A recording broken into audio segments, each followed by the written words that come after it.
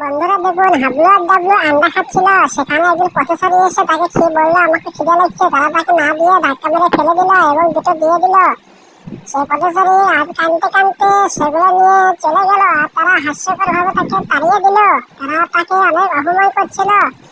ফকির তা না খেয়ে মাটিতে রোপণ করে দিল এবং সেখানে সে ধ্যানে নিমগ্ন হয়ে গেল গা। এক সময় দেখলো যে সেখান থেকে একটা গাছ বেরিয়ে গিয়েছে আর সেই গাছে অনেকগুলো আন্ডা ধরেছে। তা দেখে রাজু অনেক খুশি হয়ে গেছে।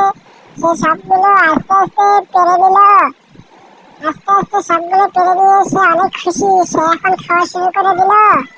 সে আস্তে আস্তে দেখে আরো একজন ক্ষুধার্ত অবস্থায় সেখানে বসে আছে। তাকে বলে তুই খাবি? সে বললো হ্যাঁ আমি খাবো। তুই এতগুলো কোথায় পেলি? তাই বলে তারা দুজনে খাওয়া শুরু করে দিল অনেক মজা করে। তাই দেখে হাবলু ডাবলু সামনে এসে বললো, তারা তাকে দেখলো, তারা তাকে একটু আগে ধাক্কা মেরে ফেলে দিয়েছিল। সারা অনেকগুলো আন্ডা পেয়েছে, তাদেরকে দেখে তারা আফসোস করতে